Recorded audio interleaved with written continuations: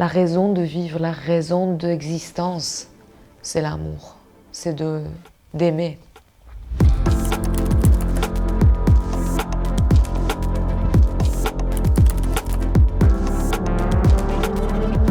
Je pense toujours que les femmes iraniennes, ils résistent à leur manière à eux. Si on imagine les femmes dans ce monde qui vit dans les régimes un peu totalitaires, comme les femmes en Afghanistan, Iran et jusqu'au Congo, les pays que les femmes sont vraiment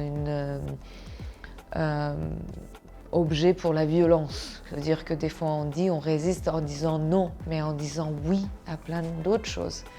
En disant non à l'oppression, en disant oui à la liberté, en disant non à la mensonge et on dit oui à la vérité.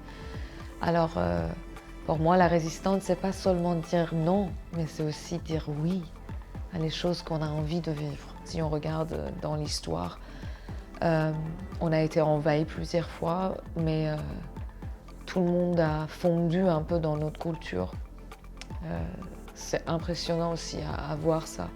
Nous, on a gardé notre langue, tant que notre langue a été interdite à cause d'un poète, à cause d'un livre. Justement, Lolita à Téhéran, et nous, un livre, le livre des rois Shahnameh de Ferdowsi, a sauvé notre langue. Et si l'Égypte et l'Algérie et Tunisie, probablement ils avaient un Ferdowsi, ils auraient parlé leur langue aussi aujourd'hui. Mais là, tout le monde parle arabe. Nous, on parle perse, farsi. Je crois que j'étais inspirée par les personnages des femmes dans l'histoire que mon père a beaucoup aimé. Lui, il était un grand admirateur des femmes en général. Et ses pièces de théâtre, c'était toujours l'histoire d'une femme extraordinaire pour laquelle beaucoup d'hommes morts, parce qu'elle est tellement extraordinaire. Quand j'avais 4 ans, 5 ans, il avait une pièce où ma mère, elle jouait la personnage féminine et c'était une histoire d'amour comme un Roméo et Juliette à ses façons.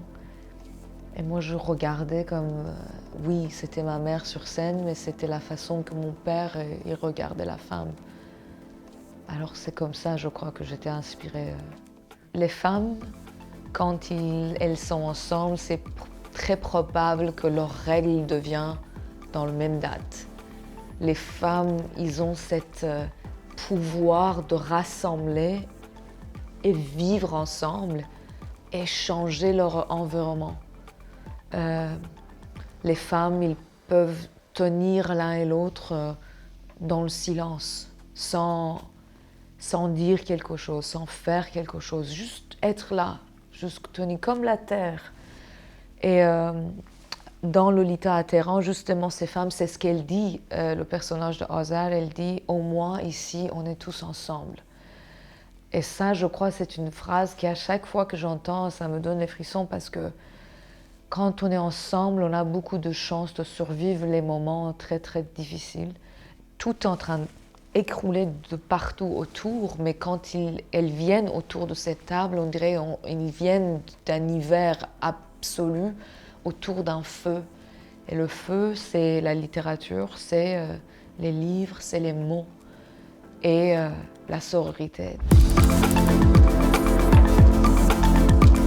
Aimer, pour moi, c'est quelque chose qui est très charnel, c'est pas intellectuel. J'ai jamais aimé intellectuellement. C'est mon sang qui aime, c'est mes muscles, c'est ma chair qui aime. Et même mon esprit ne comprend pas. C'est comme un grand point d'interrogation. Quand on aime, on dirait qu'on se rappelle de quelqu'un qu'on connaît déjà. On se sent à la maison, chez soi. On a oublié c'est quoi aimer vraiment dans notre monde. On aime avec beaucoup de conditions. La raison de vivre, la raison d'existence, c'est l'amour. C'est d'aimer. Pas seulement quelqu'un qui est à nous, et notre famille, et nous, moi, je, la mienne. Non, c'est juste... l'amour, c'est comme une rivière qui coule. Et il arrose plein d'arbres, plein de champs. C'est ça l'amour qui est vrai pour moi. Malgré tout, il reste. C'est comme un feu, on ne peut pas l'éteindre. Wow. C'est fou de dire ça, mais aujourd'hui, chaque jour que je me lève, je sens la joie. Par exemple, mes parents, ils sont là, je les vois. On mange un repas qui est génial avec les amis. Les moments tellement banals, poétiques de la vie. On veut toujours des choses complexes, extraordinaires, mais l'extraordinaire, c'est dans l'ordinaire. C'est l'émotion de sentir reconnaissante et pas vouloir changer quelque chose. D'être bien dans ce qu'on a, parce que cette vie est tellement courte et c'est un cadeau d'être là. Le reste, c'est juste les formalités. Et juste ramasser les expériences comme des fleurs et être content et vivre entièrement, parce que c'est qu'une vie, il faut vivre entièrement.